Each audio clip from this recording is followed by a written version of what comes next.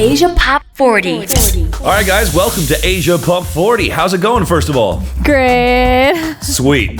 Well, okay, I'm sitting here with 3/4 of Echosmith. I got Sydney, Graham, and Noah, but Jamie is missing. Now, why is he not here? He is having a baby. That's great. So he's going to be a dad, and you guys are going to be an aunt and uncle. So congratulations.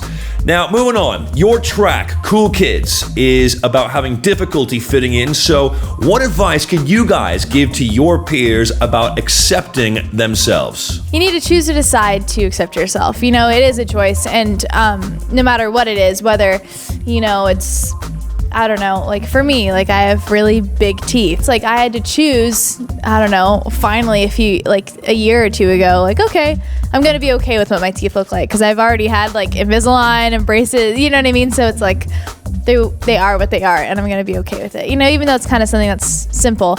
But, you know, you really have to decide, and it's up to you to be okay with who you are. Nobody else gets to decide that. They might say something, but they don't decide how you feel about yourself. And that's something really important to know. So you guys are from California. Does it trip you out when you come over to this side of the planet and realize that you actually have a massive fan base here in Asia? Yeah, I mean, all the time, like whenever we go to a place like this or in Europe or anywhere really abroad, like, and we find out like, oh, people actually know who we are here. Because like here, it's like we don't live here. We don't like hear ourselves on the radio. Like back in America, like we drive through and we hear ourselves on the radio. Like, okay, we get it. Like we see, like we hear it on the radio, so I'm sure other people do. Or like we see things online about us, so I'm sure other people in America do too. But then we go to a place like Singapore or Jakarta or the Philippines or Malaysia, and we go to these places and we're kind of blown away like every single time. Like we don't know, like it's kind of the whole like almost fear of like, are people going to come to our show today? Like I don't know. I mean, I'm guessing people are coming tonight, but like we've never been here before, so we don't have any guarantees. I mean, I guess some people know. We have people who know those things for us. But I mean, there's like a certain kind of almost like a excitement, but also fear, because like you never know. It's like before, we've never been to these places before, and we don't know what it'll be like. So yeah. So you guys are a band. You are a family, and you guys have shared a couple of festival lineups recently with another band, and who's also a family, and that of course being Shepherd from Australia. Do you guys have a lot in common, do you think? Like, do you go through similar things as each other with regard to being on tour with your siblings? Yeah, I think whenever we meet a band that's like made up of siblings, I mean, we've met them at the band Perry, and there's all these different kinds of artists and stuff that are made up of siblings. And I mean, it is always fun because like you do connect on things and you all get the same questions and you kind of know what it's like to like, oh, like you're in a family and you're in a band too. Like we all kind of understand each other. I think there is a kind of connection that comes from that, and a friendship that like it's kind of easy to start. Like we're able to say like, oh, you guys get asked like who's dating the singer all the time too, but it's like, you know, it's like we all get those kind of weird, awkward questions like when you're a family band, because people don't usually think you're a family. You know, it's like people forget about that kind of stuff or they don't do their research, and so there is that kind of funny stuff to connect on whenever you meet any family band like Shepherd or the band Perry. Now, you guys are still really, really young, and you've already been performing as a band now for 6 years and counting. So I've got to ask you this. In the next 6 or even 10 years from now, how do you think that the sound of your band, Echosmith, will evolve?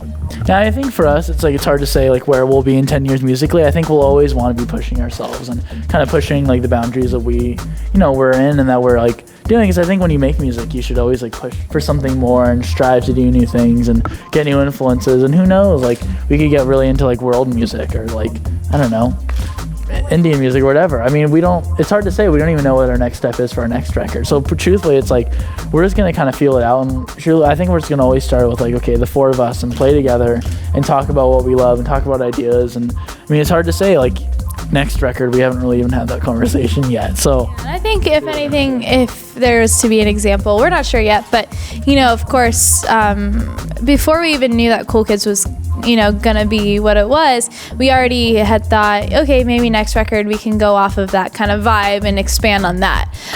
So, you know, it could be similar to that and a step further. It won't be the same thing, of course, but, you know, maybe a step further from that and continue to evolve in that direction, maybe. All right, so be straight up with me. What is the best thing about touring with your family? One of the best things about touring as a family is just that we get to make all sorts of memories together, you know, that people only get to make on family road trips. You know, we're always on a road trip. It's never ending. So, you know, we get to really, I don't know, bond in a special way. And I don't know, it's like less people to miss when you're gone. Because usually like, oh my gosh, I miss my parents or my brothers. And it's like, oh, I don't. I'm with them all the time. So it's less people to have to go see when you're home and all that. So, the practical reason and also the fact that we get to enjoy each other is nice. So let's change things up a little bit right now. I've got to ask you, what are your guilty pleasures? I'll on Twitter, because of like stuff we've done with certain things, like me and MTV follow each other and like Teen Vogue or something, so I'm following them and then I'll end up like looking at the feed and then I'll see all these things like, oh, blah blah blah said this, I wonder what they said, and then click on it. So that's definitely my guilty pleasure, to like read gossip, because I already follow all the people because of like things we've done with them, so it's like I can't help but look at it. I have to know what they're talking about. I like to go to Wikipedia and just like look things up all the time. It's so fun. You can learn anything from Wikipedia, like anything. Cookies. Yeah, absolutely. Cookies are my guilty pleasure too, the chocolate chip kind. Well, it has been fantastic chatting with you guys. I hope you've had an awesome time in Asia, and I can't wait to catch up with you the next time that you're on this side of the planet. So thank you very, very much. Thank you. Hey, this is Sydney. I'm Graham. And I'm Noah. And we are Echosmith, and you're listening to Asia Pop 40. Asia Pop 40.